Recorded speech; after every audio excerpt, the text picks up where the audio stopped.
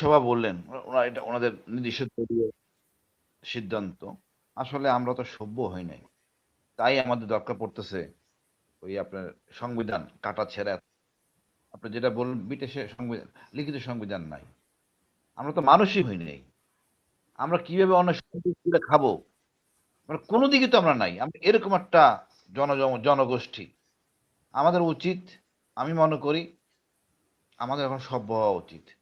একদম এই জিনিসটা বলে দিয়ে মানুষ ডাক দিল, ওর বাড়িতে হামলা করলাম, নির্বাচনের পর একটা তিন মা বাচ্চার জননীকে আপনার রেপ করলেন, আরো অনেক ঘটনা ঘটছে, আগুন লাগানো।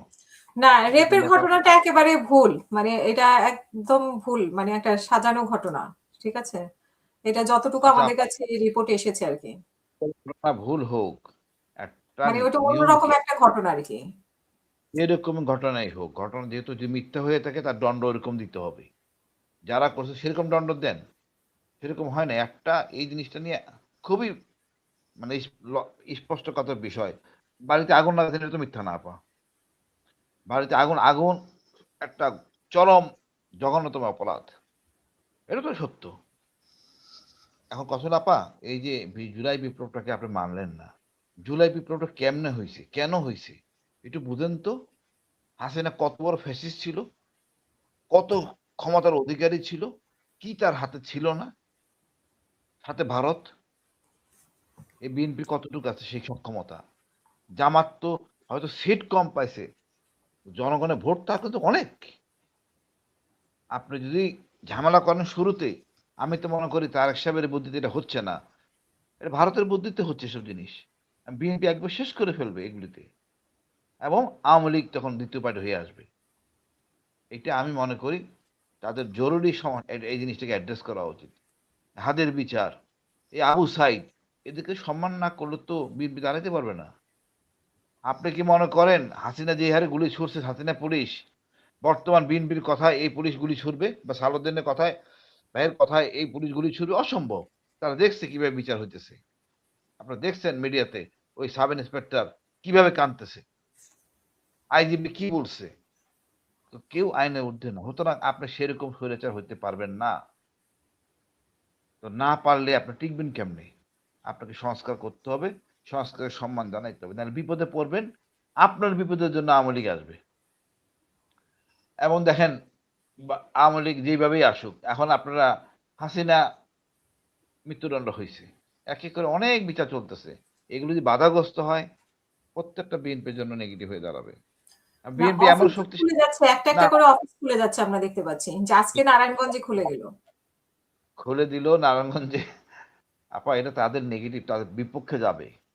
আমি তো আগেই বললাম, ভোট বেশি, আপনি সংসদে আসন বেশি পাইছেন, জনসংখ্যা কিন্তু কম না, প্রায় কাছাকাছি। সুতরাং আপনি এটা ভালো ভালো দিক হবে না, প্রচন্ড খারাপ ইস্যু হবে। এই খোলার কারণ কি? অর্থাৎ না, এটা আপনাকে তো পুলিশ বিএনপি থেকে তো বলতেছে যে আইনের বিষয়, আইন ব্যবস্থা নেবে। এখন এইখানে কে ব্যবস্থা নেবে? যে অফিস যদি খুলে যায় এই সরকারি সময়, তাহলে নিশ্চয় আইনের আইন, এটা ব্যবস্থা নেবে। হুম। বিচার ব্যবস্থাটা চলতেছে, বিচার হোক, জামিন হয়েছে, বিএনপি জায়গায় শক্ত থাকা উচিত, আইনের প্রতি শ্রদ্ধাশীল, আমরাও শ্রদ্ধাশীল। বা যাদের নামে মামলা আছে এদেরকে প্রশ্রয় দিব না। এত জনগোষ্ঠী আওয়ামী লীগের, আমরা কি বলবো না তোমরা তোমরা অংশগ্রহণ করতে পারবা না, কোনো রাজনীতি করতে পারবা না, তা কখনোই বলবো না। তারা করবে, বাট তাদের এই যে বিষয়গুলি আছে, এই অপকর্মগুলির জন্য ক্ষমা চাইতে হবে। এখনো তারা ক্ষমা চায় নাই, এখনো তারা অনেক আবল তাবল কথা বলতেছে। এখন ডক্টর ইউনূসের অনেক ভুল ছিল। এই সরকার যদি সেরকম সহযোগিতা বা একই স্পিডে না থাকে, এটা তার বিপক্ষে যাবে। এই সরকার কতখানি শক্তিশালী হবে, it doesn't ম্যাটার যে কত কত আসন পাইছেন, কত সংখ্যা হুম। জনগণ আপনার সাথে আছে, এটা বড় কথা।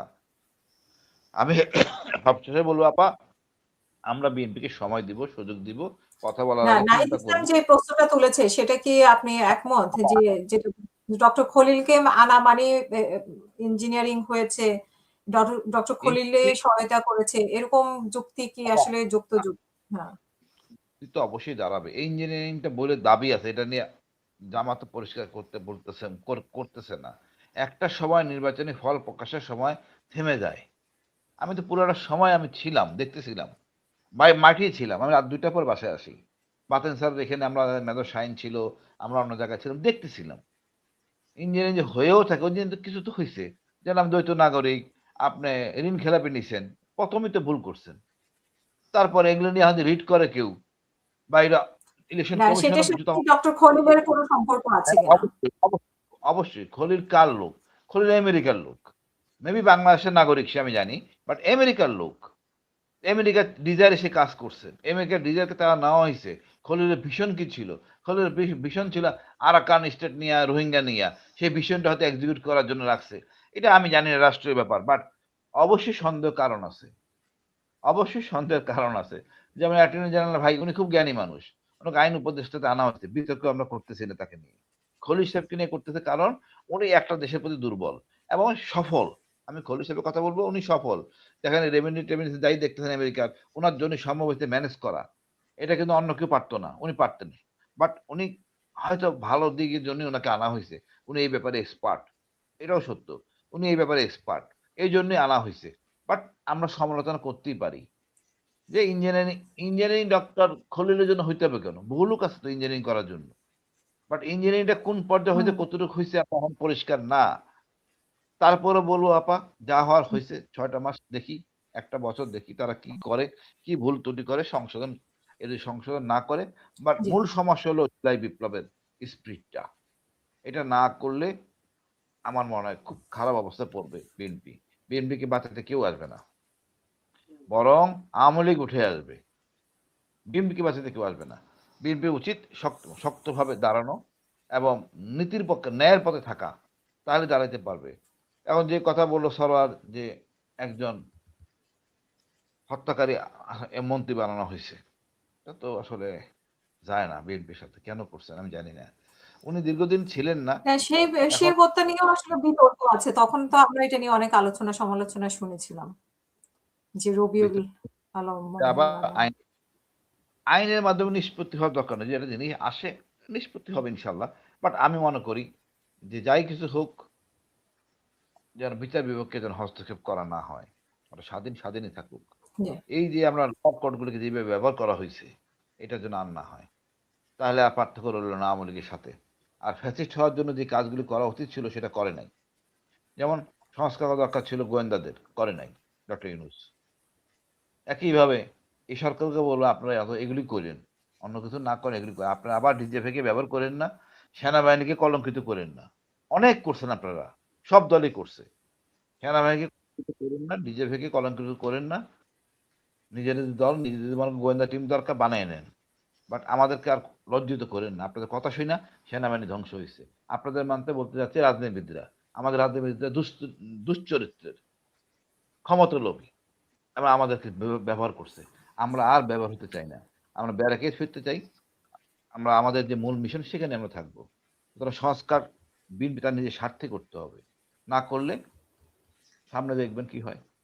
আমি আশাবাদী। আমি ওই একটা কথাই বললাম, ডক্টর আমাদের জি। প্রধানমন্ত্রী সৎ থাকেন, পুরো দেশ সৎ হয়ে যাবে। ধন্যবাদ আপা।